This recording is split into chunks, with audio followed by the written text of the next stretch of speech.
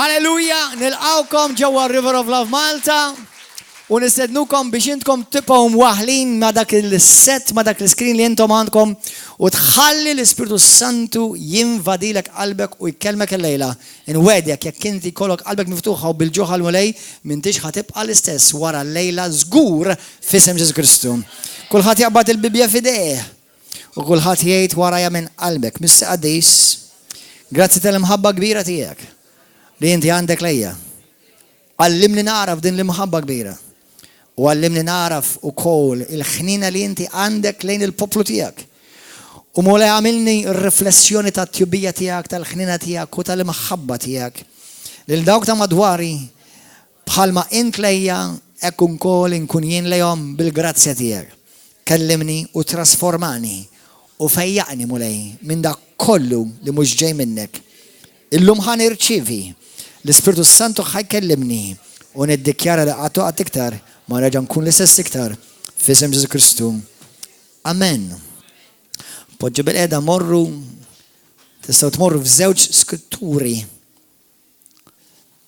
L-ewwel ħanibda biex ngħidilkom li din il-ġimgħa kienet ġimgħa interessanti għalija spiritwalment. Grazzi Ġesu. Kienet ġimgħa sabiħa. Ġimgħa ta' challenges. Il-fidi tiegħi stretchjata. Kemm minnkom kellkom naqal fidi tagħkom stretchjata dil-ġimgħa. Alleluja, glorja l-mulej. Dak ifisser biex ifakrek li inti għadek ħaj. Għadek tferfer kif jgħidu bil-Malti. Imma il-mulej mhux biss tferfer iridek, il-mulej iridek it-tir. It-tir malajkli. Amen, għax jina inti ma ġejniex maħluqa biex nkunu ġast inferfru, imma jina inti ġejna maħluqa biex aħna nkunu bħal likely intiru fil-oli, fil-realm spirituali. Iva l-għadu jiprofa jagħmel affarijiet biex jiġbdek l-isfel u tkellimna l-ġimgħa l-oħra biex meta inti tara li xi ħadd qed jipprova jiġbdek l-isfel, ftakar li dak il-persuna u dak il-persuni qed jiġbduk l-isfel għax huma diġà wow. Tħallihomx, tagħtix kasom, tagħtihomx widen, imxi l-qudiem għax kull minuta li inti tagħti lil-għadu qed tisraqa mingħand il-missier tas-sema. Amen. Halleluja. Make sure li inti xogħolok tkun dejjem li tibni lil ħutek. Qatt ma tkun parti minn dawk li jagħmlu x-xogħol tal-għadu għax l-għadu kienet jaħdem madwarhom li jkissru, ifarku u jagħmlu x-xogħol tal-akkużatur. Inħobb ngħidha bl-Ingliż nippreferi are you your brother's keeper or are you your brother's accuser? Amen, il-Bibja tgħidilna li aħna suppost nagħmlu xogħol li aħna nipproteġġu, nsaħħu, ngħinu il-min jaqa' għejnu l-fuq. Amen, dak huwa l-ispirtu tal-mulej, dak huwa l-qalb tal-missier. Amen. U min jiġbdek l-isfel dak wis probably għaxu stess waqa. Jekk mhux qed jitolbok biex tgħinu, jekk qed jitolbok biex tgħinu għejnu l-fuq. Amen. Fil-ktieb ta' Mattew kapitlu 24 ħanaqtalkom żewġ passaġġi llum fuq l-aħħar ta' żminijiet. Infatti just now I realize, believe it or not, li daw iż-żewġ passaġġi li għażilt, infatti titkellmu fuq l-aħħar ta' żminijiet. Mattew 24 Morru hemmhekk. U ħanaqraw minn vers qabel ħanejdilkom daqsxejn ta' testimonjanza. Waqt f'ħin ta' komunjoni mal-mulej, issa jiena kemm darbettilkom jiena mhux biss ġast nagħmel sija nitlob mal-mulej, jiena kontinwament f'komunjoni. Dak kif għandha tkun għax aħna għandna relazzjoni, mhux reliġjon li inti tagħmel għal ħadd fil-ħodu jew sifla xi jew whatever. Inti għadek tkun f'kontinwament komunjoni mal-Ispiritu tal-Alla. U f'ħin minnhom il-mulej jorini xi ħaġa li kif huma ħafna Kristjani fil-ġisem ta' Kristu. Ħafna Kristjani f'din il-familja, ħafna Kristjani ġewwa Malta, ħafna li huma sew anka jippritkaw fuq il-pulptu. Anka inkluż pastors u mexxejja. Mela il-mulej orreni persuna u dil-persuna kienet mimlija stalletti, skieken, vleġeġ, miexja qed tipprova żżomm b'saħħitha biex ma taqax imma mimlija v'leġeġ. Persuna mimlija v'leġeġ. Kemm hawn ġieli rajtu xi film tal-cowboys u tal-Indians u tarawhom wieħed jimluh kollha v'leġeġ u dan qed jipprova jkompli jerġa' jiġri u fl-aħħar iġieni. U l-mulej qal li dil-kelma fl-ispirtu tiegħi ħafna Kristjani, ħafna Kristjani li jiġu r-River of Love qed iġorru ruxmata v'leġeġ. Fil-ktib ta' Efesin, qabel ma naqralkom Mattew kapitlu 24, morru hemm malaj. Efesin 6.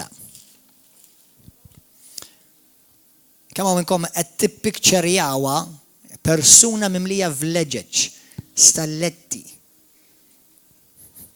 Efesin 6 tajtek vers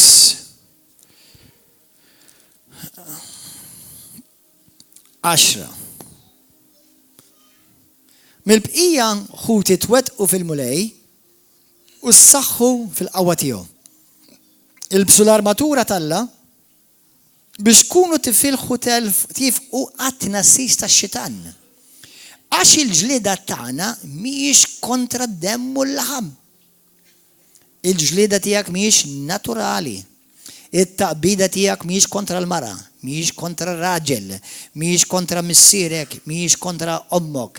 It-taqbida tiegħek mhijiex kontra dak tax-xogħol, il-boss u dak li jaħdem miegħek. It-taqbida tiegħek mhijiex kontra l-pastor jew kontra l-mara tiegħu, mhijiex kontra d-djaknu jew kontra x-xjuħ jew l-elders jew whatever. It-taqbida tagħna hija spiritwali. Jiġifieri biex ngħidlek fi kliem ieħor, jiġifieri waqt li inti qed tibgħat l-attakk tiegħek kontra pereżempju Marlene, m'intix tirrealizza li infatti hija Marlene kull ma hija biss il-puppet tal-għadu li hemm qed jinfluwenza warajha. Let me give you some good news and bad news. You are all puppets.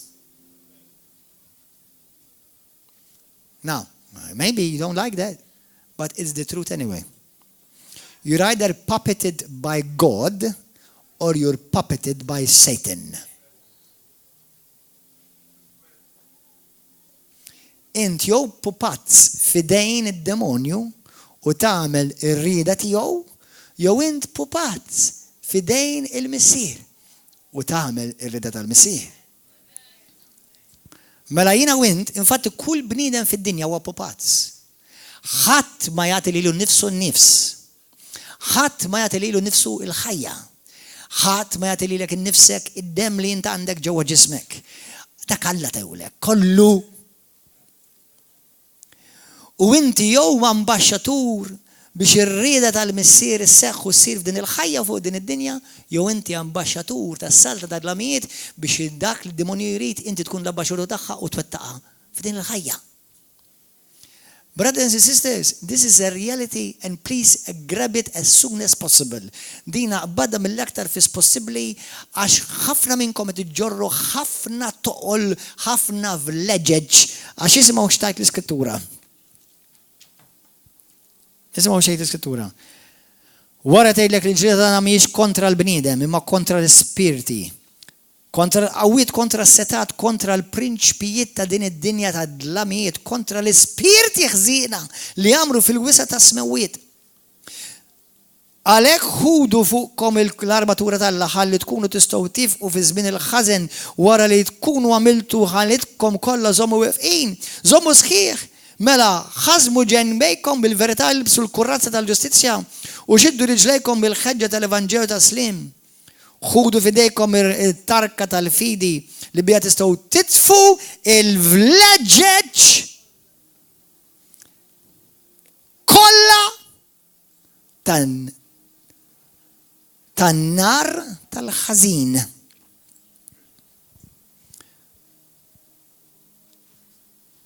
Aħwa, jekk inti qed tfittex li inti tagħmel rieda tal-missier, u iktar probabbli li inti pupazz fall fidejn il-mulej biex tagħmel rieda tal-missier. Fl-iskrittura din tagħmel ċara, Ġuda għamel dak li għamel il-Ġesu, mux għax Ġuda l-ewwel darba li l-Ġesu għallu kemm ma nagħmlux il-da, kemm ma nistax inniżlu. Ġuda kien iħobbu xi żmien Ġesu, imma wasal biex jitradih. U għaliex jitradih. Ħalla bib miftuħ, imma l-Bibja tgħidlek li x-xitan ġi u daħal fih. Mela meta inti dak li qed tara lil Ġuda, sallum il-ġurnata Ġuda famuż madwar id-dinja daqs kemm huwa famuż Ġesu, u ħafna jitkellmu fuq Ġesu, u ħafna jitkellmu fuq Ġuda, imma ftit jitkellmu fuq dak li Ġuda kien influenzat minnu. Għax Ġuda ma għamilx dak li ridu, għamel dak li rida tad-demonju. Fl-iskrittura tgħidlek bl-aktar mod ċar, id-demonji jridu jeqirdu Ġesu, mhux Ġuda. Imma Ġuda li nifsu fetaħ bibin spalankati biex jisir il-pupazz ta' Ġuda, biex jisir il-pupazz ta' demonju. U ovvjament inti ma tista' once li inti tagħti lilek innifsek ruħek lil Kristu, tibda taġixxi bħal Kristu, dak jissejħu l-frott tal-Ispirtu, mħabba ħniena, tjubija, paċenzja, ġid, għandek id-doni kollha, mhux id-doni, il-frott jissejħ f'Galatin kapitlu 5. Però jekk inti mbagħad tkun pupazz fid-dimon xi trid tgħidlek ġagbu kapitlu 3, tgħidlek ira, ġlied, tqasqis, firda, offenses, u tgħidlek bl-aktar muċor dan kollu għax-xogħol tad-demonju. Mela meta jiena ngħidlek, meta tgħidilna skrittura imxu fl-Ispirtu, jiġifieri klim differenti. Ħalli Kristu ikun dak li jinfluwenza lek ħajtek. Ħalli l-Ispirtu Santu li jinfluwenza lek id-deċiżjoni tiegħek. Għax jekk le, ħad ispiċċa tagħmel u tkun influenzat bix-xita. U din tqum kull filgħodu, jiena u inti rridu nqumu kull filgħodu u ngħid konxjament Ġesu hu over. Spiritu Santu hu over. Invadili ħsibijieti, invadili ġismi, invadili l-sini kolli kemm invadini intu għamel minni dak li trid. Int! Għax jekk ma tagħmilx hekk int ħanagħmel affarijiet li żgur ma tidhomx int. Qed tifhmu aħwa? Halleluja. Grazzi Ġesu. Dil-ġimgħa għamilt jumej norqod tard fil-għaxija. Immur norqod madwar l-4 u l-5 ta' filgħodu. U nqum naqra l-Bibja, bħalissa naqra s-slatin, il-mulej poġġili f'qalbi jaqra l-ktib ta' s-slatin, naqra l-ewwel u t-tieni slatin. U hemm taf kemm hemm xi tgħallem fis-slatin. Fil-ktib ta' aqrawhom taf kum sbieħ u l-ewwel u t-tieni kroniki. Imma f'mument minnhom kelli talba karba f'qalbi, kelli karba, kemm kellkom karba f'qalbek u tlabta lil-mulej karba. U l-mulej ħollomni. U jtini ħolma, sajna noħlom imma meta tkun mill-mulej nkun naf li vera mill-mulej. U jħollomni u l-mulej jgħidli kelma. Għax bdejt nitolbu fuq ċertu situazzjoni, fuq affarijiet, nitolbu fuq affarijiet tal-Knisja, x'inhu għaddej fil-Knisja. U l-mulej għalli kelma. Għalli aħsel il-platti. Dawk minnkom li intom xi dishwashers, intom imberkin. Issa believe it or not, għal kemm il-mara tiegħi taħsel il-platti d-dar, imma ħafna drabi naħsulhom jiena. Għax jgħidli aħsel għall-platti jekk jogħġbok. Allura jiena ħafna drabi naħsel il-platti believe it or not.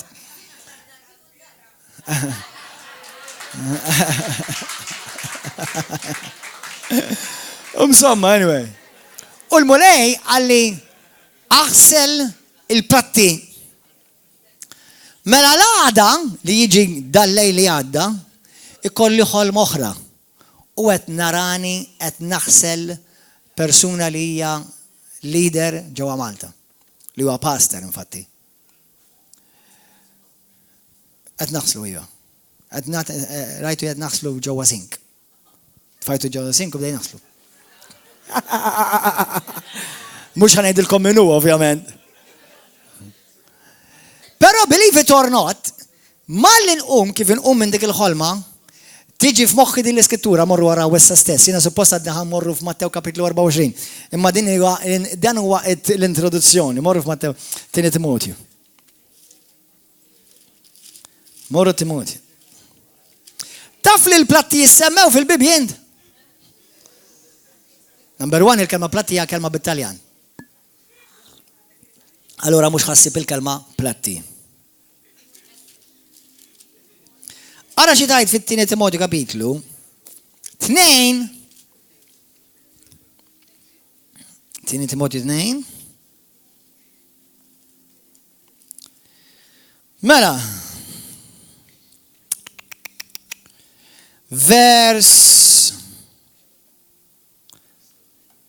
Ħabda naqra minn vers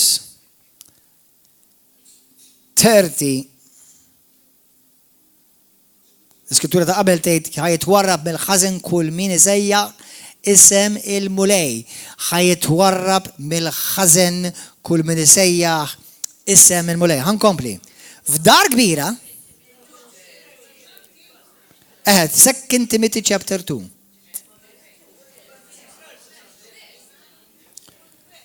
Um, 20 naħseb jew rajt. L-irqaq minix narom, il-numri tantu marqaq li minix narom sewa. 20. F'dar kbira ma hemmx biss tamir tad-deb u tal-fidda. Imma wkoll tal-odda u tal-fuħħar. Tal-ewda, skużawni, tal-ewda u tal-fuħħar. U xi wħud minnhom ninqdew bihom għalan taġġieħ unur. Ġifieri ċertu vessili huma qedem biex jiġu onorati. Jew għall-unur. Oħrajn għalan bla ġieħ, jekk wieħed jissaffa minn dawn il-ħwejjeġ, huwa jsir milli ma ħwejjeġ. Ġifieri hemm affarijiet li hawnhekk Pawlu jitkellem qed jgħid lil Timotju lil Pastor Timothy li hemm affarijiet li lilek jiddiżonorawk, iħamġuk spiritualment. U Pawlu qed jgħidilhom min ma jagħmelx dawn l-affarijiet, min jagħmel dawn l-affarijiet ħajħamġuh. Believe it or not, tagħmluhiex ta' il-pornografija imkien ma tissemma. Mhux qed ngħidilkom issa morru għamluha. Imma ġifieri ċertu affarijiet aħna ċertu dnubit li aħna nollu. Laqgħet nirrealizzaw li Pawlu jitkellem fuq affarijiet li forsi huma ħafna iktar serji minn forsi dawn l-affarijiet li nsemmi. Jekk wieħed jissaffa minn dawn l-ħwejjeġ, huwa jsir biċċa ta' tamir għal għan taġieħ, tamir imqaddes u siwi għal sidu imħejji għal kull emil tajjeb. Ftit ilu issa kellim naqra fuq il-qudusija, semmejta biss. Ħafna pastors jekk tismagħhom jitkellmu fuq il-qudusija, ħajjgħidulek minn fil-qudusja fil-għaxija mill-bidu sal-aħħar sess. Mela jekk ma tagħmel sess barra miż-żwieġ, ma tarax pornografija, ma tibbasturbax ma nitqaddis.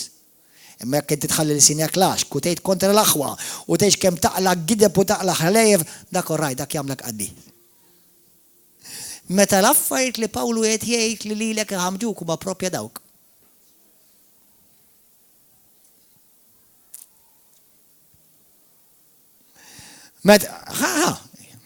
Nistgħu nsemmu ftit minnhom.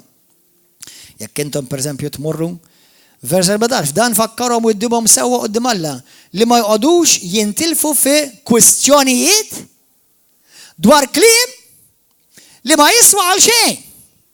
X'qed jindirizza? Paroli fil-vojt. Ħlief biex jagħmel il-ħsara lil min jisimgħu. Għedtu kliem li intom għamel il-ħsara li min semaw.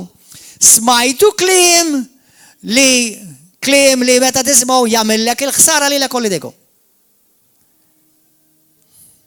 Aħwa, sissa du ma semmix il-pornografija, laqqas l-adulteru, xorta tajħamġek dawk l-affarijiet. Mur vers 16. Aħrab it-paċpiċ firaħ. Aħrab il-paroli fil-vojt. Important kellimkom naqra Maltija, mux pastas, imma naqra kifini. Għaw minnkom tħobbu tpallaw fil-vojt għawada. Għaw minnkom il-sinkom li ku kien ħabel teċ kemilkom li intom malqa. Nies li pallaw fil-vojt. Kliem paċ-piċ firaħ. Fid-dar, fuq ix-xogħol, inti u ġej fil-karozza mal-mara u mar-raġel u mat-tfal lejn il-fellowship so we can praise the Lord. Fuq il-Facebook, fuq il-YouTube, kliem firaħ, paċ-piċ, li jagħmel il-ħsara lil min jisimgħu u li niġsek iweġġa lil min jisimgħu u jniġġes lil min qed jgħidu. U kliemhom jinfirex bħal kankru. Jista' jkun li fil-ġisem ta' Kristu għandna ħafna nies li għandhom kankru.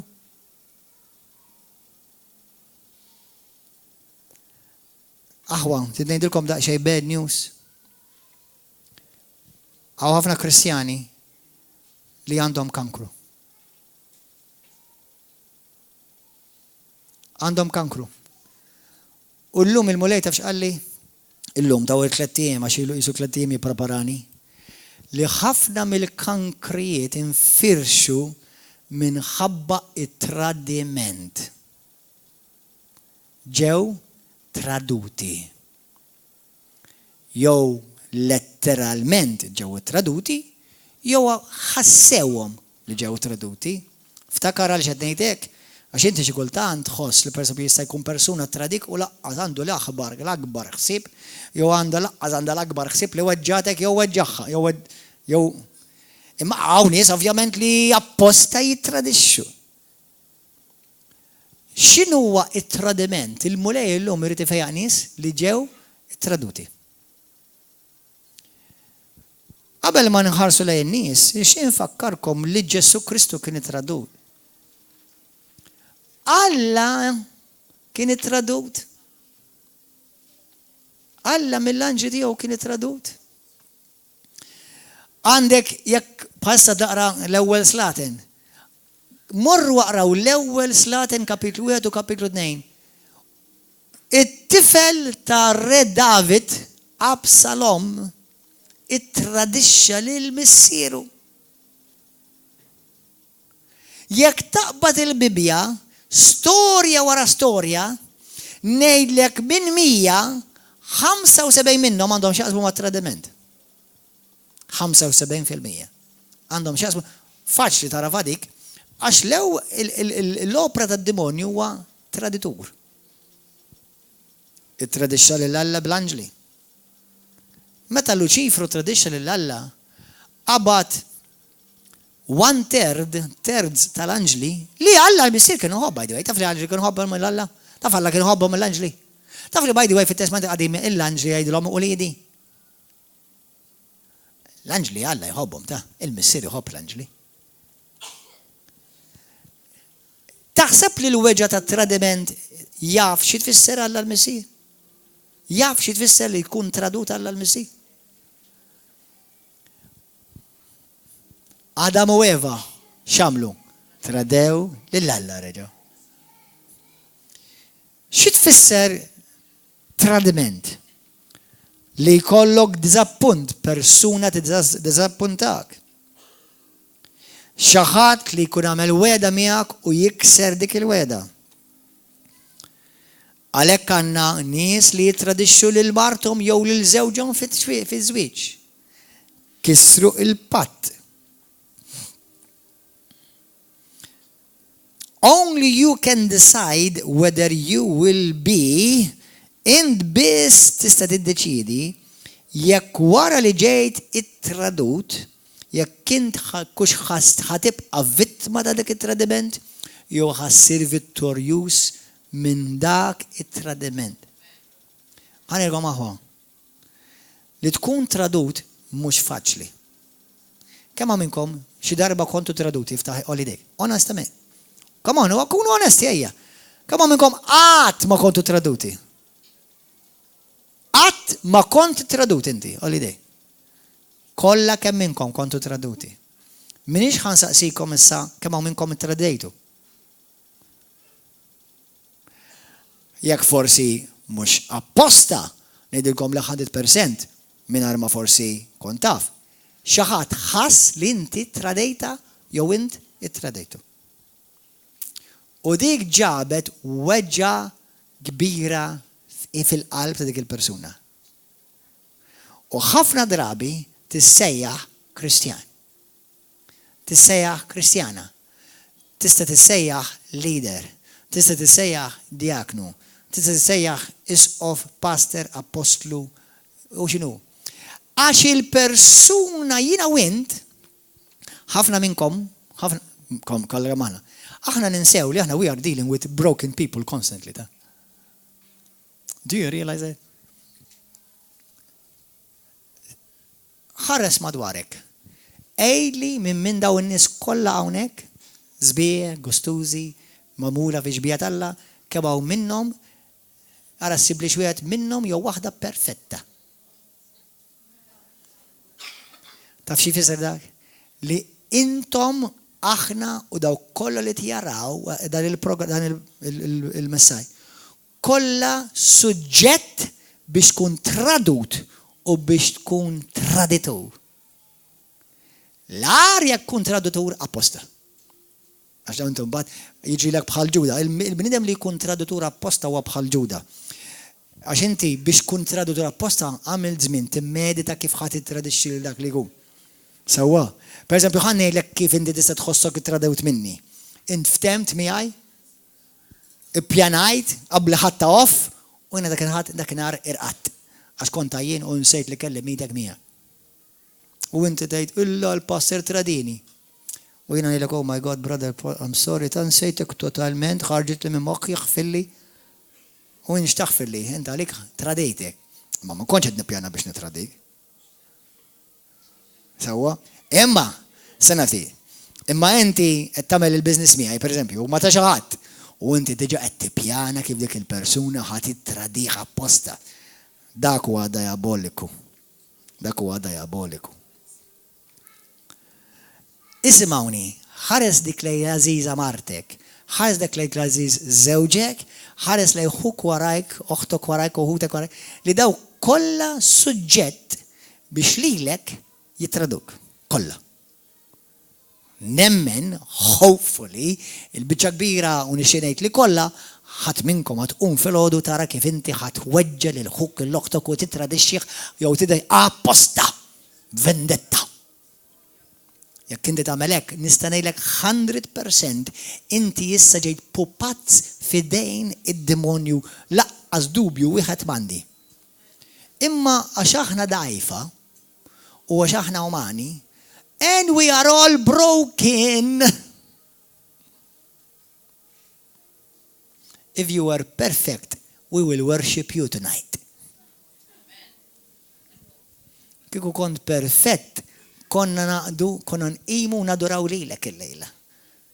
X'ħadd mu perfett. Allura, ippretendi, mhux ippretendi bħal xi pjaċiri għani pretendi minn ħajta li nillum. Imma żomma at the back burner of your mind. La inti qed tiddilja ma' nies li huma vesseli maqsuma, imkisra, kollha bil-background tagħhom ta' weġġat. ħafna minnhom mimlijin vleġeġ, skiken, mimlijin sejfs, mimlijin uġieħ. U dal-miskin, u dal-miskina tipprova tiġri timxi miegħek. Perfett. Have a good laugh right now.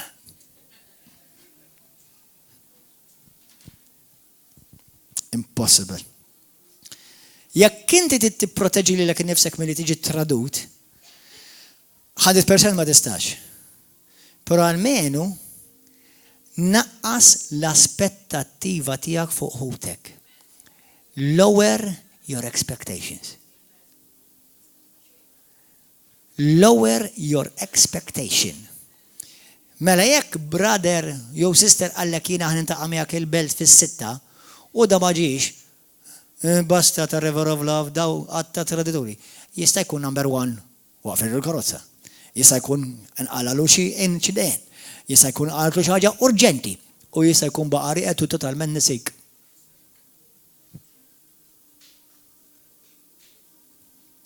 Dak għax huwa traditur. Dak għax huwa vessela maqsuma mkisra b'ħafna cracks ġo fih u inti tellajtu f'livell ta' aspettativa li da Alla laqala ħassir żgur. Alla biss dak li qal isir żgur u jsir dejjem.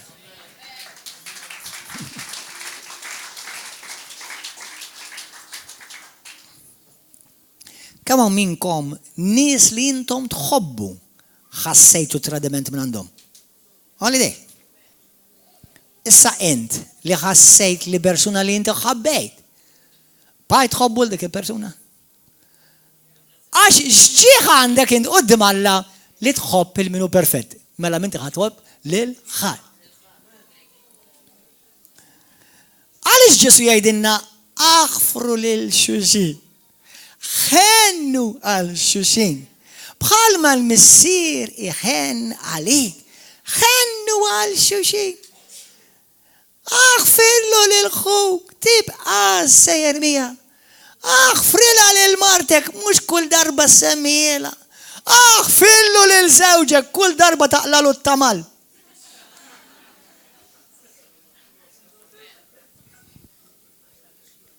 Għax passar inti ma tafx kemm weġġani. Ħanejlek ħaġa. Li weġġek vera. Li weġġek vera. Għandek raġun tweġġa. Għax aħna umani u għanna ħajja nweġġa. We hurt.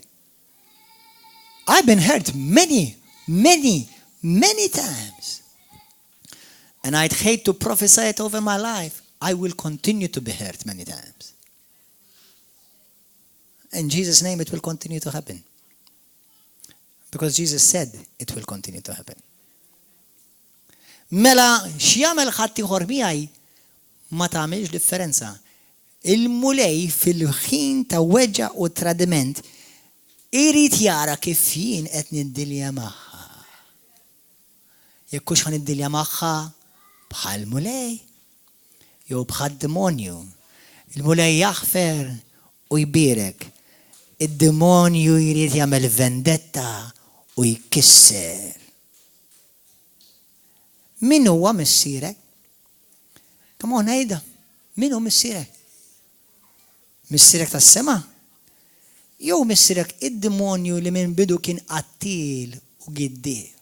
Bħalma qal Ġesu lill-Farizej Ġwanni 8.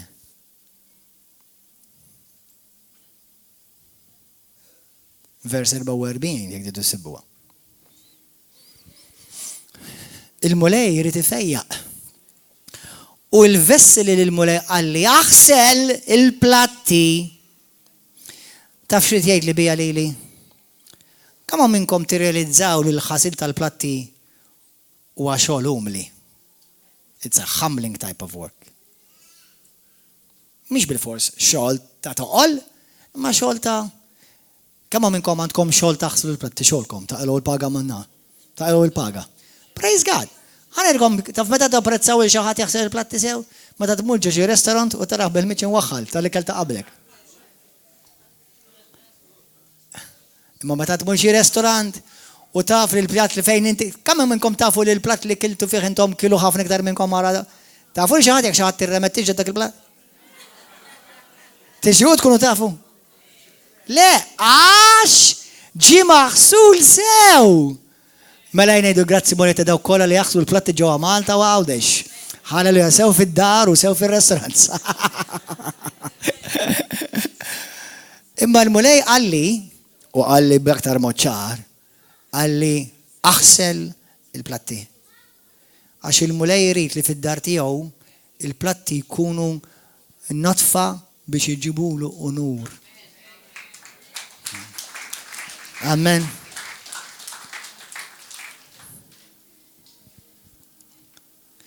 Hallelujah.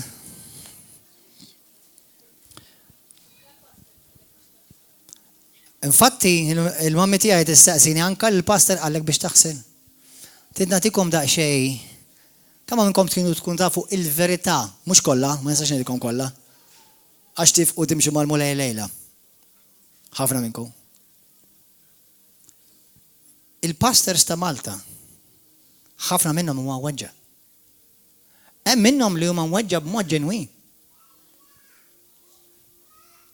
Imma jekk il-pastor huwa mweġġa, ovvjament għax huwa uman bħal kulħadd u bħal kulħadd iħossu kull, imma timministra kontinwament dak it-tip ta' weġġa lill-ulied jew il-kongregazzjoni tiegħu, qed jipproduċi kontinwament weġġat.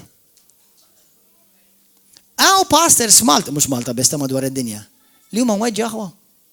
Qed iġorru ħafna ġrieħi fihom. Dil-ġimgħa hemm account, hemm konverzazzjoni fuq il-WhatsApp tal-pastors ma ħanidilkom xejn ta'. Imma di ħanidilkom għamlu 1+1 and read between the lines. Mhux tab xejn Malta qiegħda fl-istat spiritwali li qiegħda. Għax dawk li suppost qed jaħslu l-platti huma stess għandhom bżonn ħasla. L-attakki, tajjir, gburija denominazzjonali, għax tad-denominazzjoni tagħna u tad-denominazzjoni ta' dawk għandhom hekk u dawk għandhom. Nice! Mbagħad tkellimt jiena ta' wkoll tkellimt bil-kelma tal-mulej. Però taf x'qedlu il-mulej meta bdejt nara da. Qedlu Lord, behold your church. Mbagħad kelli ħolma fejn nara pastor naħslu. Jiena ma niddenajjax li jiena anke jien għandi bżonn il-ħasil kuljum, mhux biss fin-natural. L-iskrittura kuljum tittaħsilni lili, kuljum. Jiena wkoll għandi challenges x'neleb. Jiena wkoll għandi kuljum l-opportunità li ma nistax inħalli tradimenti weġġani u biex ma nimministrax mill-ħdura ma rrid nimministralkom ilkom bil-mħabba u l-grazzja. Ftakru aħwa, it-tabib ukoll għandu bżonn il-kura. Il-pastor ukoll għandu qalb. U aħwa f'dil fellowship. U forsi ġuħut mhumiex hawn. Li qed iġorru weġġat. Mhumiex qed iħallu lill-mħabba talla taħsilhom qalbhom. Allura lesti biex jisplodu.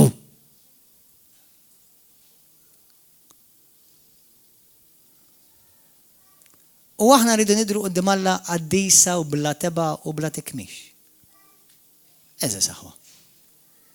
Il-mulej jrid inaddaf id-dar. Il-mulej jrid iqaddisek biex inti tkun vessela ta' unur. Dil-ġimgħa ntqajt ma' xi ħadd li skont ma qal lili li dil-persuna li kienet tħobbni ħafna. Illum ma tantx għadha tħobbni. Għax semat xi ħaġa daħlula sejf f'qalba. L-image tiegħi ovvjament m'għadux l-istess f'għajnejha u allura jiena issa traduttur. Però qatt ma ġiet tkellimit il-persuna. Remember this, there's two sides to every story, brothers and sisters. Jekk xi ħadd jgħidlek isma' pastor għalek jew għamelek, ejja klarifika miegħi għalmenu. Issa, waħda mill-affarijiet li tagħmel meta tagħmel hekk inti tkun qed tikkontribwixxi għal fejqan. Min li kompli tikkontribwixxi għal weġġat. Għax għalmenu il-fatt li titkellem miegħi iġġiblek fejqan lilek. Taf kemm hawn nies telqu minn River of Love imorru ċertu knejjes ġewwa Malta u Għawdex, mhux kollha ta' xaw knejjes tal-affarijiet tagħhom ukoll. Il-mument li jidħlu l-għadba tagħhom jivvelanawhom kontra tiegħi. U mbagħad ngħidilhom, x'ġara għalek brother? Konna flimkien, konna qed nagħdu pjaċir, itammit, żewwixtek, għamilna ħafna ħin flimkien. Iċċempel li xiktar tkellimni, x'ġara f'daqqa waħda, my goodness, x'ġara? Valenu. Tradiment. U ma jtukx l-onur għal-menu li tkun taf. Ħajdu jekk jiena l-valenu ma rridx nisimgħu. Imma l-menu jekk tmur fejn tmur fil-madar. Hawn Malta qed nagħmilha pubblika ma' Malta Għawdex. Il-Knisja hija marrida.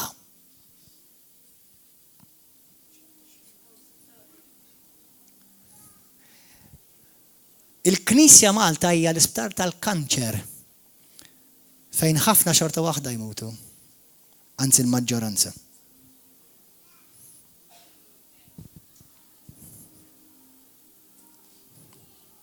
Oħt, għada kif ġiet mill-Kanada friska, għada kif ħarġet mill-kaxxa u mill-rapping.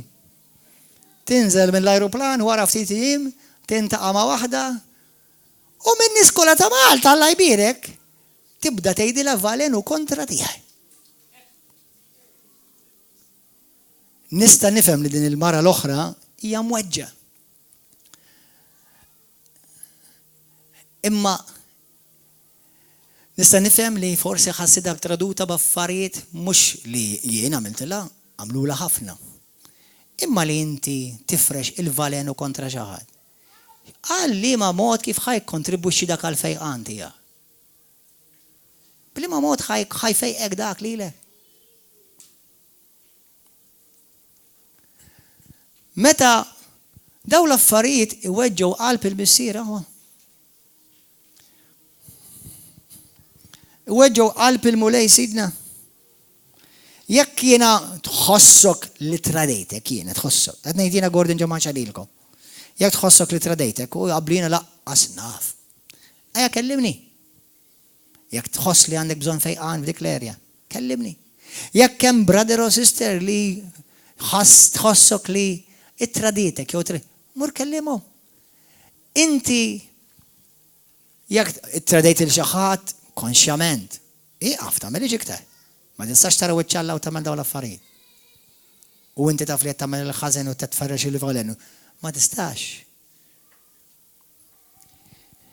Aħwa fittxu li jkun hemm fejqan fil-ġisem ta' Kristu. Mhux iktar waġat. Aw ħafna mimlijin, skiken, tradiment, ħafna. Morru għemme malajr, ħanaqraw di skrittura. Morru Mattew 25. Anzi, ħankomplu fit-tieni Timotju, skużani, jerġa' lura. Tieni Timotju, fej konna ħankomplu 3 issa.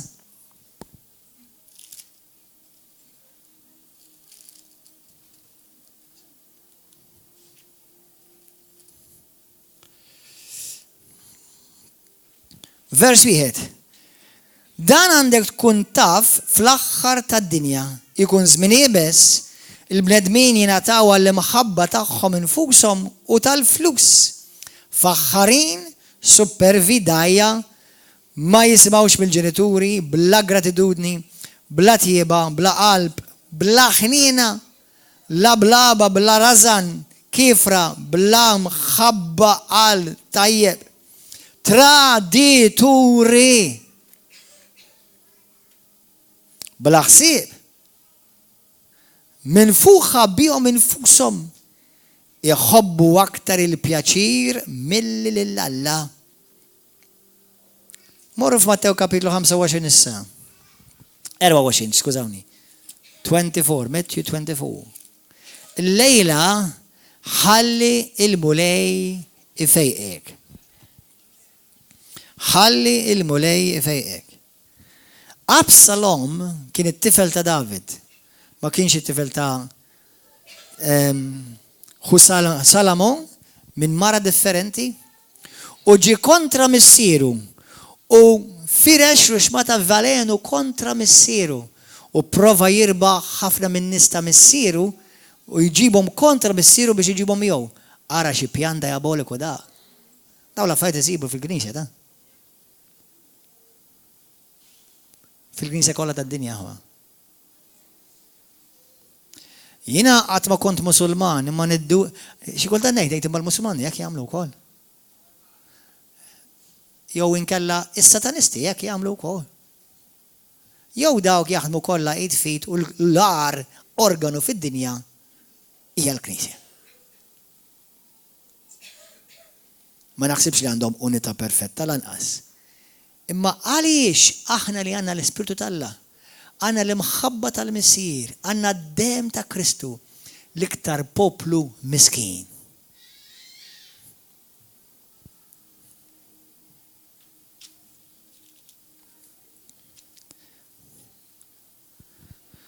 Halleluja. Min flok ma tgħix ħajja vittorjuża, inti tispiċċa dejjem tipprova tkampa u tipprova tagħmel l-aħjar li tista'. Aħwa, Alla ma jridekx għal ħajja li tipprova tkampa, Alla jridek għal ħajja vittorjuża. Ħafna Kristjani tiġorru uġieħ kontinwu u kontinwament jirreħersjaw dak l-uġieħ over and over and over. Min flok ngħixu ħajja vittorjuża ta' vittorjużi, inħallu li aħna nsiru vittma ta' ċirkostanzi. Aħwa, m'għandekx għalfejn tibqa' vittma ta' ċirkostanzi. Ismawni, weġġawk, ħajibqgħu weġġawk, però l-seta hija fidek jekk hux ħadħallihom li jġibuk u jwaqgħuk taħta. Itgħallem fi Kristu bil-fid fi Kristu irbaħ u għejx ħajja vittorjuża.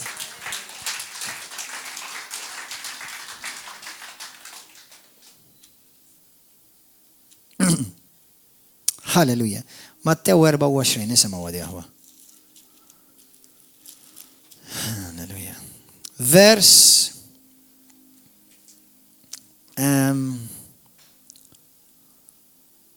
10. U jkun hemm ħafna li jitfixklu qed jitkellem għal Kristjani. Jittradixxu lil xulxin. Kristjani jittradixxu lil xulxin. Ftakar it-tradiment ġej minn Satana. Mhux qed jitkellem fuq tradiment ta' bħal mettilkom pereżempju kelli ntaqa' miegħek kun sejtu skużani ħafilli ejja nerġgħu nagħmlu meeting. Jittradixxu apposta bi pjan, bi skop għax-xitan ħadu over.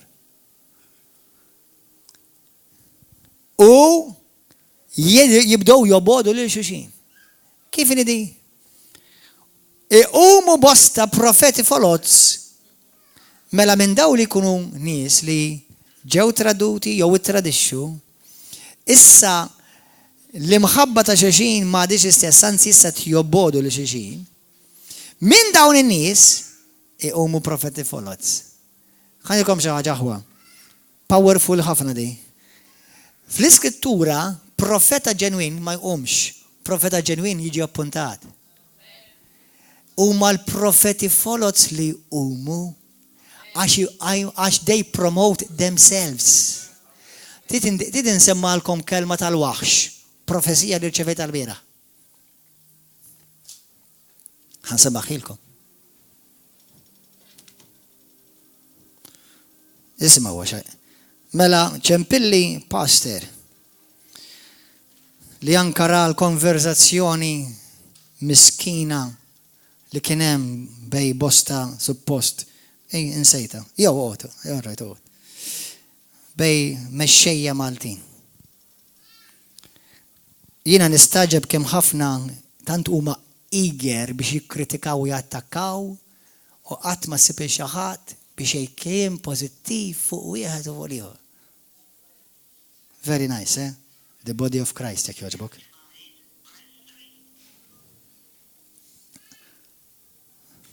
Mela. Ħansemalkom dil-messaġġ. Ħanisimgħu, ħanidikom biċċa, ħanisimgħu biċċa minnu. Da ma jaf xejn, xil-mulet jgħid lili jekk jogħġbok fl-istess ħin. Ma jaf xejn xil-mulet jgħid lili. Ma jaf xejn minn xi qed ngħaddijien.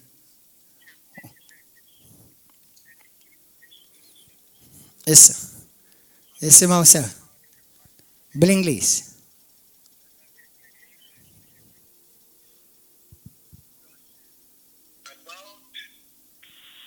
With my righteous judgment to judge those who have promoted themselves. Only those whom I called and anointed will continue to stand.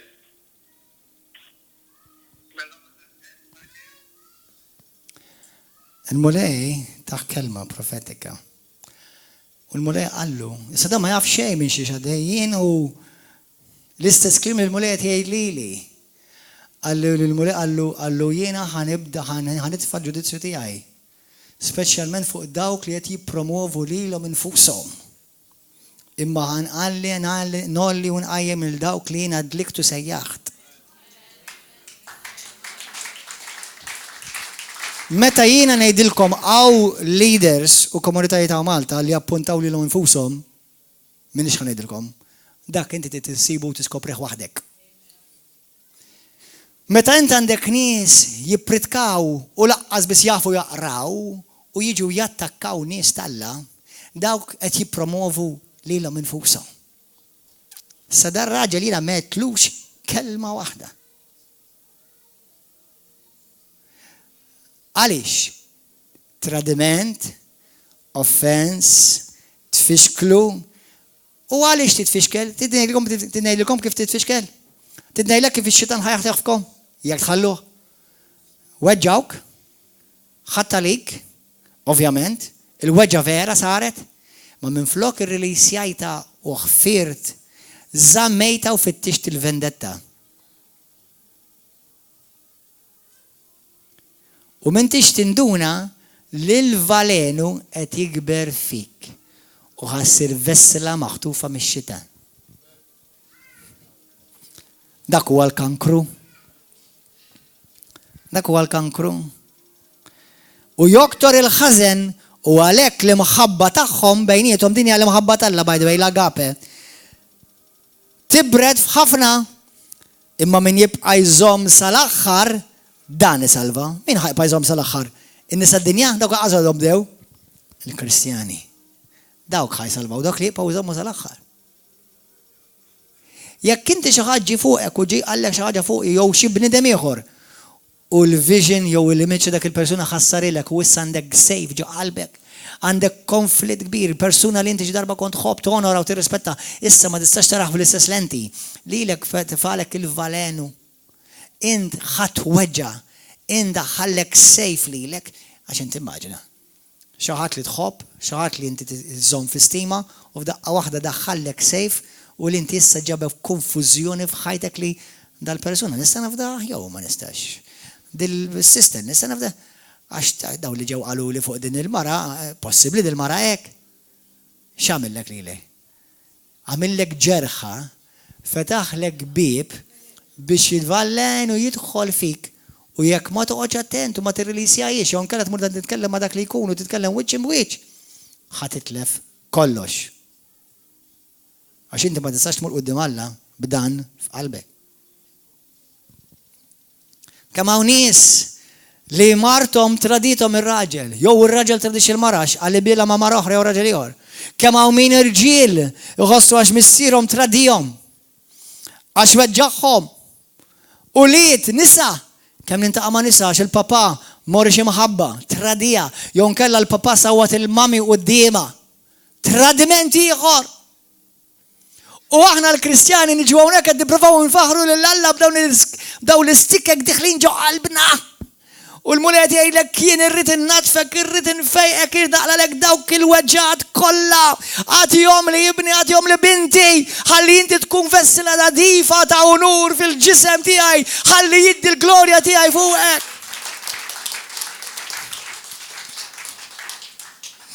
Jesus.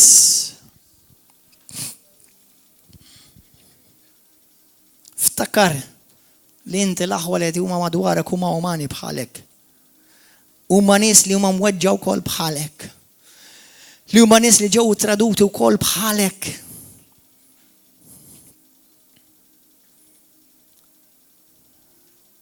Li inti żomm graġġ taf x'qed tagħmel inti? You are empowering Satan in your life. Against you, not against the one you have a grudge. Meta żomm graġġ, inti qed tagħti s-saħħa lid-demonju biex jaqret lilek stess. Mhux lil dak li inti qed iżomm il-graġġ kontra tiegħu. Il-mart fuqek ġej, is-saħħa fuqek ġejja li ma tistax tieħu ruħ fuqek ħadd tiġi. li tibda tara li l-ulidek jitfarku li l-familja tijek tġarraf. Għaffad imorru ħżina, dek mux kombinazzjoni għax teħx ġod dinja, specialment jek t-sejħ kristjana, għax inti suppost midluk ikkaverjat bil-grazzja tal-la. Issa kemm mintix, etta mela ma' demonju. Għal tajt li inti passa ma' jkollokx diffikultajiet. Kontinuament, kull-jum, ġimma wara ġimma. U kull-jum irrit naħfer, kull-jum irrit imbirek, kull-jum irrit nirrelisja, u kull-jum marrit nati laqqas 1% wisa lid-demonju. Mux mħabba fieħ, jew mħabba dik li weġġatni, because I deserve the best. You deserve the best. You deserve the best. You deserve the best. Għaxalla tak l-aħjar li għandu tak il-libnek, il-libnu ġessu tajulek. He gave you the best. He loved you so much before you ever said amen, Jesus. He gave you the best. Hallelujah. Hallelujah. Gloria li l-ek Ġesu. X'inhi s-soluzzjoni? Illum il-mulejta ni revelazzjoni. Waħda. Let go. Let go. Kif nistajina nidbirek meta pastor ieħor qed jattakka pastor ieħor? Mela barret ikolli xejn naqsam ma' dak. Għax marrejġ dak il-valenu fl-ispirtu tiegħi. Ma rridux. Taf x'għamel dak il-passer? Tiġix tgħidli biċ iż-żerja tad-demonju f'qalbi. Qalbi mhijiex post fejn jiena nagħti wisa lid-demonju, ma rridx inkun naf. Ma tix kun taf x'għamel dak il-passer jew dak il-ministru jew dak il-preacher, ma rridx inkun naf. Kif il-preachers ħafna drabi li jgħidu konta tagħhom meta nisbaħħom il-birek. Għaliex? Tinejlek għaliex? Għax ħafna drabi proteġi li nifsi biex ħalli ma nġibx image ħażin tagħhom. Ara, wis probably xi ħadd li tisma' dan il-messaġġ ħajjarni fuq għadi. Kemm jgħidu kontra ġew l-astin? Ma kif kull darba li nisimgħu jiena nitbierek? Mela qed nitbierek b'xi ħadd li għal ħafna huwa fals. Naqbel miegħu f'100% f'kollox? Le! Ma min taqbel 100% ma kollox? Ma min? Iżda wix twaħda jien, ma naqbilx magħha f'kollox. Nordu f'lisa s-sodda, inħarsu wiċċ imwiċ, u ma naqbilx magħha f'kollox.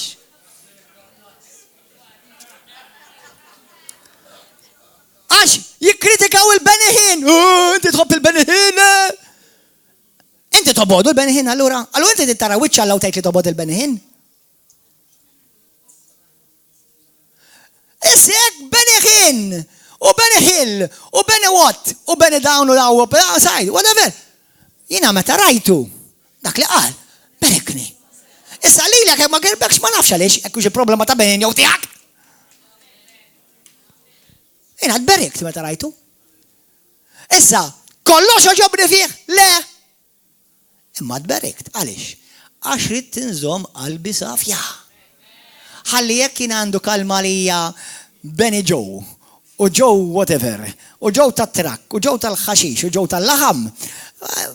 Ħanirċivija, għaliex jiena nkun daqshekk eager li tattakka ja.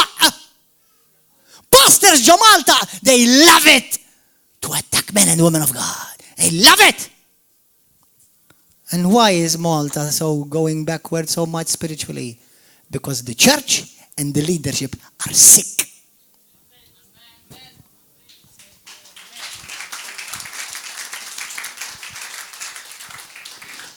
Hemm pastors Battisti li nisma' u ma naqbilx kollox magħhom. Hemm pastors Pentekostali li nisma' u ma naqbilx kollox magħhom. Hemm pastors karizmatiċi, profetiċi, apostoliċi u ma ħadd ma naqbel 100%. My goodness gracious. What's wrong with me? I'm human, they're human. Għaliex trid tattakka? Għaliex ħanajdlek ara ġija revelazzjoni għax inti mimli valenu.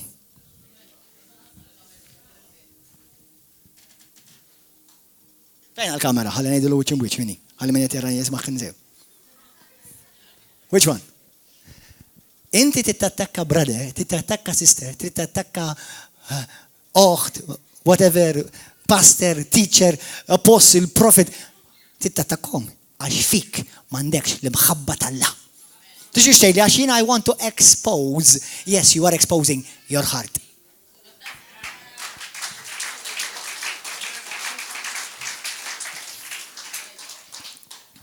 Xaru kaza. Xaru kaza.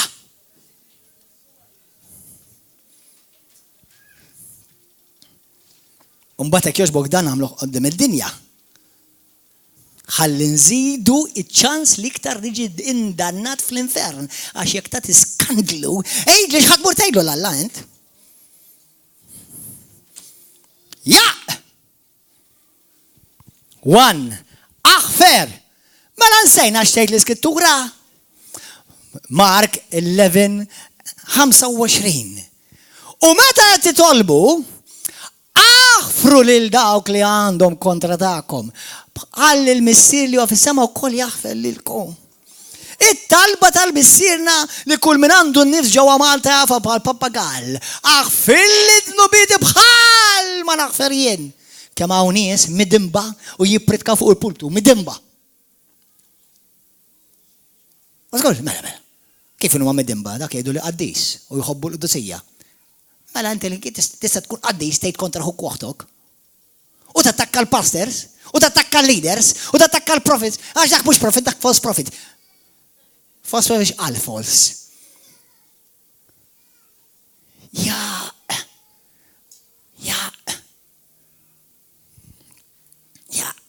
Għax mhux fil-kamp tagħna.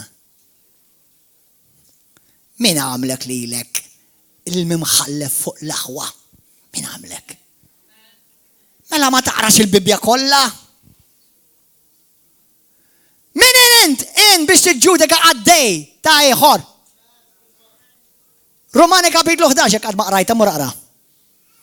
Min int biex tikkritika għaddej ta' sit ieħor? Jekk dak għaddej jaqa' sidu stess jaqajmu. Ejra, kif jgħidu bil-Malti, bażwija. U l-Bibja tgħidlek lejra hija l-eruq mhux bl-Ingliż jgħidha the jealousy is the root of murder. Għandna pastors, għandna Kristjani ġewwa Malta u għawdex, immorru knejjes, immorru fuq pulpti, and their hands are bleeding with blood. Because they've murdered brothers, sisters on YouTube, on Facebook, on WhatsApp.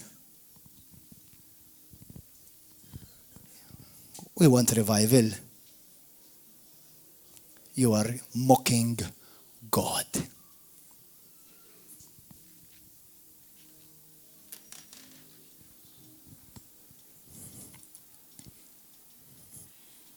Darba kien hemm wieħed qabad li preacher partikolari tex kien beda jgħid li kontra tiegħu.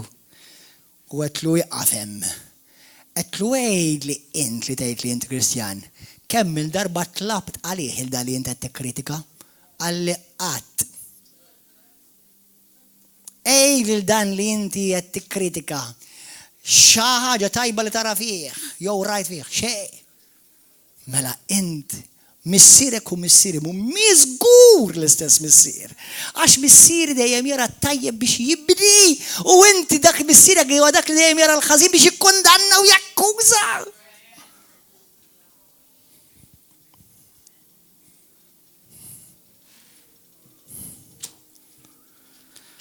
I'm going to tell you right now, spiritually Malta is doing disastrous. And il-kolpa hija tal-Knisja. Mhux kattolka biss. Dawk kollha li suppost jsejħu knejjes. Il-Knisja mhux il-pastor ta' tħares lejja, Knisja int. Knisja int. Jekk trid tkun parti mir-risposta, iqaf ħares li l-problema. Millum il-qoddimejtina ħankun parti mir-risposta. Għalfej għandha dan il-pajjiż. Faċli taħsel idejk. Faċli taħsel idejk. Faċli tgħid marit nagħmilha ma' ħadd minnhom. Naf. U hemm min itikla għala tgħidlek bis-serta. Naf. But we are called to be part of the answer, not the problem. So we begin by forgiving. Nibdew billi naħfru. Nibdew billi mbagħad nitolbu il-mulej għalihom. U niftakru li warajhom huwa d-demonju qed jispirhom biex jagħmlu dawn l-affarijiet. Punt 3. Ftakar fil-ktieb ta' Efesin kapitlu 4 minn vers 30 il-qudiem ħanitqarbnu sa. Pawlu jgħid hekk ara aħfru lil xulxin bħalma l-mulej ħafel lilkom. Jiena naħfer ta' immara fejn dak jiena mhux ħaniġi żgur. Klim pastors daw f'Malta. Naf li diffiċli tmur post fejn hemm min weġġak. U għabli verament imweġġa, jiddispjaċini għalik, ma min ma weġġax fil-ħajja. Jina u inti ir-risposta, jina u inti suppost il-ħajja d-dawl ta' d-dinja, mux ta' bxej Malta da fid-lam. Meta suppost dawk li suppost qed jiddu huma mimlija dlam, mimlija valenu.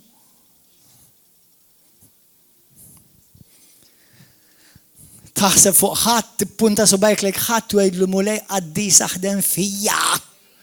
Mulej għamel jien inkun parti mir-risposta tiegħek, mulej dak li tixtieq tara f'din l-art fil-familja tiegħi fil-knisja fejn jiena il-familja tiegħi River of Love. Jekk inti tixtieq River of Love tkun aħjar, ibda aħdem biex din River of Love tkun aħjar. Għax faċli tikkritika, aqbad idejk ibda aħdem, itlob sum. Ibni! Kulħadd bravu. Sakemm ipoġġi lil nifsu għaxxu. Hallelujah. Issa ħanispiċċaw b'din l-iskrittura u ħanitqarbnu. Praise and worship him, please come. L-ewwel Korintin kapitlu 11. Kif ħansolvu għadi, pastor? Kif ħanfiqu, pastor? Morru fl-ewwel Korintin 11. L-ispirtu tal-mulej qiegħataw.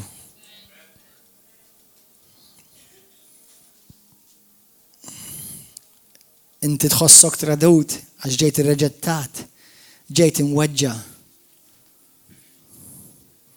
Tatux widen lil-nies li huma qed jivvalenaw il-ħadd ieħor. U minnu imini tatux widen. Tatux widen. Tpaxxix lid-demonju, don't pay for his advertisements.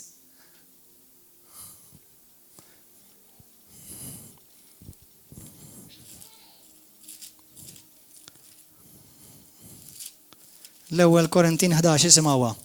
Taf kif ħansolvu għal-lejla? Taf kif minnkom ħafna minnkom ħatfiqu?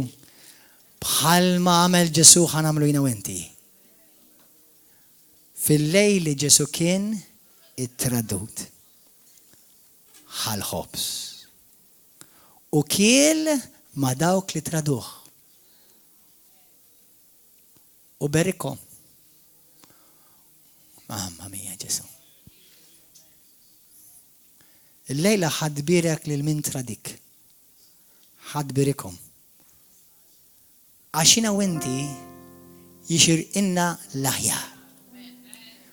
U l-aħjar mux li jina nkompli nibat il-valenu, dak mux l-aħjar, dak huwa x-xogħol tad-demonju. L-aħjar mux li jiena nerġa' nagħmel vendetta, le dak mux l-aħjar, dak ix-xogħol tad-demonju. L-aħjar meta jiena naħfer u mbirek Alla li jippożizzjonani f'pożizzjoni biex nola. Il-lejl intom ħatolew. Ħatiġu promoted il-lejla.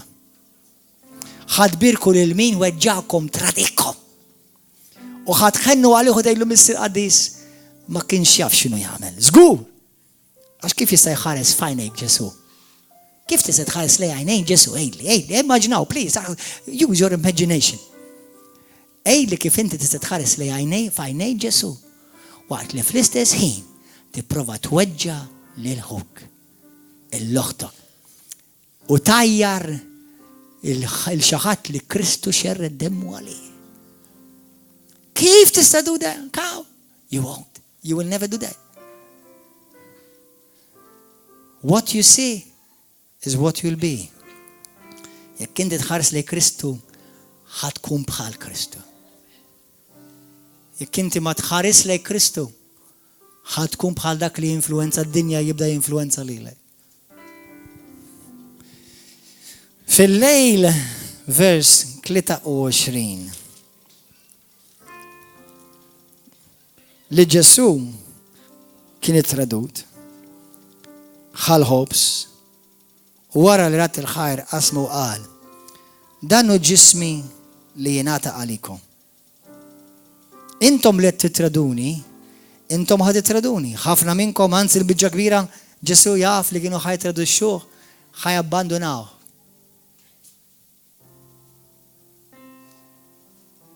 Maj, taħseb li Ġesu ma weġġax? Taħseb li Ġesu għati tħaqek waqt li għati salbuħ u waqt li għati jituħ bil-frosta mimlija imsiemer Adam u jbaltulu, taħseb li bada jitħaq. U meta dak kollu li għadda minnu għax tradut, għal-ġit kollu li jgħamel. U għadu jgħamel. Illum tellajt video ta' 2 min-nies aħwa li Alla fejqaqhom mill-mismi hawnhekk. Ta' 79 years young. Kristu ħaj. Imma x'jiswa jekk inti tgħid li jien Kristjan u m'intix kapaċi tħobb il-ħuk u l-oħta. Tħobbhom għax jagħmlu kollu sew għax huma mixtrija bid-dem ta' Kristu.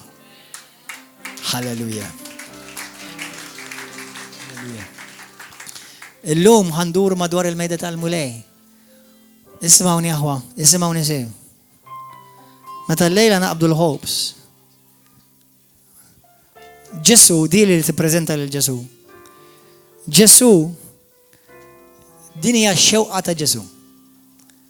Li hu ġismu ġie mkisser darba.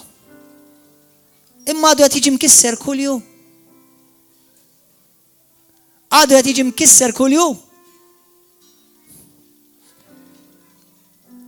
Allura Ġesu qed jgħidilna ġismi ġie miksura likom bix-xewqa li intom ġismi tkunu ħaġa waħda. U dan jarfu li intom vera tiegħi bl-imħabba lejn xulxin.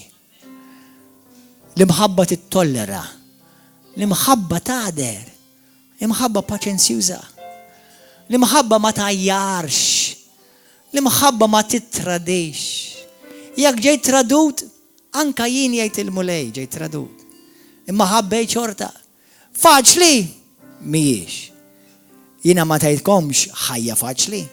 Jiena tgħidkom ħajja li permezz tal-Ispiritu Alla fikom tkun possibbli. Jekk xi ħadd minnkom sar Kristjan għax ħsibtu li l-Kristjaneżmu huwa faċli. Wrong church. Wrong faith. Wrong Savior. Wrong God.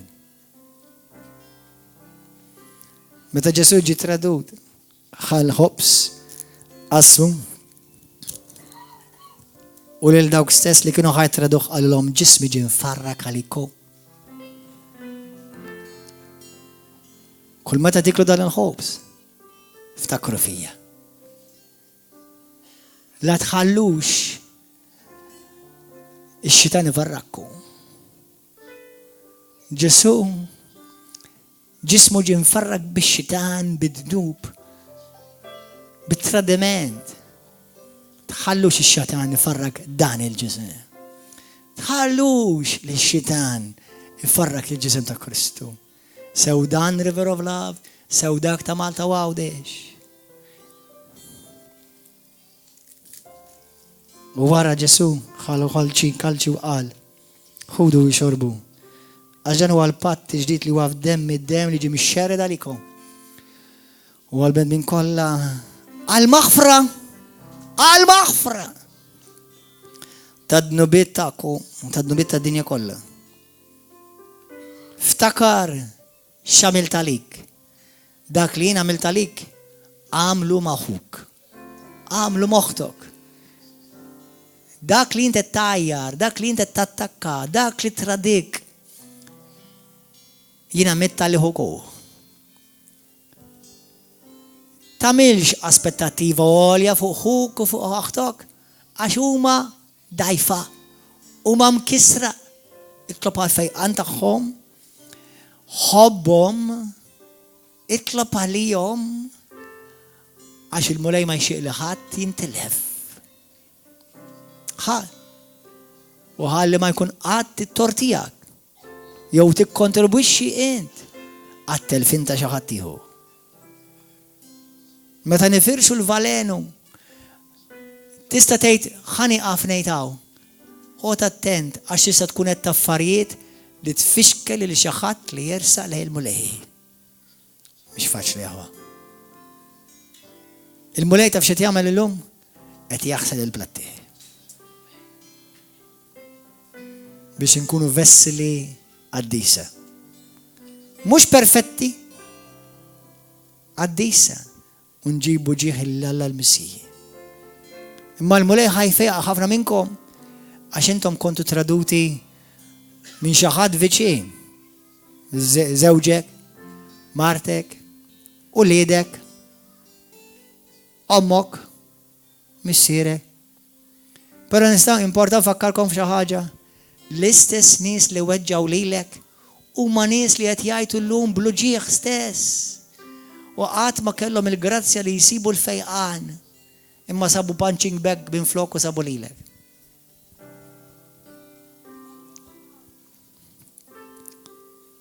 Joyce Meyer tgħid missiera kien jabbużas sesswalment għal ħafna snin. 12 sena. Jabbuża mara, raġel kbir adult jabbuża lil bintu mhux xi mara oħra, lil bintu.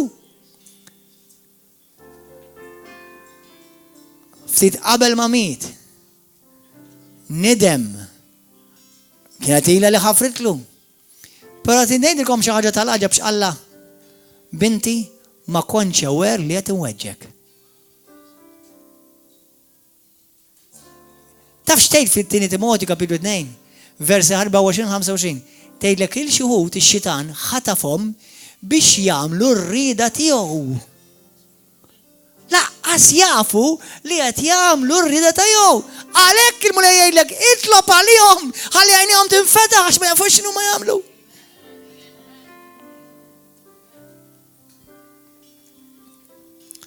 Hemm baxxura sna tolbu. Meta llum tersal qatt qarbin kollha kemm intkom ersqu. Jekk weġġajt inti xi ħadd konxjament. Jekk għajjart il xi ħadd konxjament. Ara li aħna weġġajna xi ħadd żgur. Imma jekk għamilta konxjament ieqaf issa, ieqaf. Tkomplix tweġġa' li dak li jkun, ieqaf. Jekk xi ħadd weġġak, sib il-kuraġġ u mur iffaċċjah. Xejn jista' jkun li dal-persuna qas jaf li weġġel. U xejn tikklarifika l-affarijiet. Però tinsix li għandek patt. Kun lesti li taħfer. Kun lesti li taħfer. Għal dawk li qegħdin fuq il-YouTube bħalissa. Naf li l-mulej timmiss bosta minnkom. Tista' tkun passer li tara di. Lilek il-mulej mhux biss passer jarak. Jarak ibnu, jarak bintu, u ma jixtieqx jitilfek. Itlob il-lejla miegħi biex il-mulej jaħfillek u jfejjaqlek qalbek. Kulħadd jitlob miegħi misser qaddis. Jiena ġejt imweġġa' mulej. Ġejt ittradut. U qalbi hija mweġġa' u hemm luġieħ f'qalbi mulej u f'ħajti. Aqla minn ġo qalbi. Dawk il-vleġġeġ li l-għadu spara kontra tiegħi u jiena ftaħt qalbi għalihom. Abba missier itolbok. Aħfilli d-nobieti. Mulej jiena naf xtajt il-kelma tiegħek li ma nistax ninħafer jekk jien verament ma naħfirx. Mulej mhux faċli naħfel il-miweġġani. Mhux faċli naħfel il-min abbużani. mhux faċli mulej. Ma bis-saħħa tiegħek irrid naħfe. Ħanibda billi ngħidlek mulej irrid naħfe. U inti ħatejni naħfe. Naħfe lil min ittradini, lil min abbużani, lil min weġġani. Naħfirlek. Jekk trid issemmi ismu jew isimha f'qalbek għidilhom. Naħfirlek għax ma kontx taf x'inti tagħmel. Naħfirlek għax ma kontx taf x'inti tagħmel. Naħfirlek għax inti stess imweġġa'. Ix-xitan uża lilek u forsi intlaqqas taf kemm weġġajtni, imma naħfirlek. U nitlob għalik biex il-mulej jiftaħlek għajnejk u jħenna għalik biex ma tintilifx. Abba missier, fejn jiena weġġajt il-ħadd ieħor minn nuqqas ta' sensitività tiegħi, mill-injoranza tiegħi. Għax jiena kont dajjef aħfilli mulej, ħallejt ir-rabja tirbaħni, ħallejt il-weġġa tikmandani. Mulej illum nara fil-maħabba tiegħek, nara fil-ħnina tiegħek, nara fil-grazzja tiegħek. Abba missier, aħfilli d-nobieti. Fejjaqni mill-weġġat ta' qalbi. Aħsilni bid-demm mażis u prezzjuż tiegħek. Abba missier illum nitolbuk għall-Knisja ta' River of Love. Malta, Għawdex. Nitolbuk għall-Knies kollha ta' Malta u Għawdex. Ta' kull denominazzjoni. Mulej inti tħobbna l-kol. Irrelevanti mid-denominazzjoni bħalissa inti mittalina l-kol. Ġesu, fejja il-Knisja tiegħek. Il-Knisja tiegħek mimlija weġġat u ġrieħi.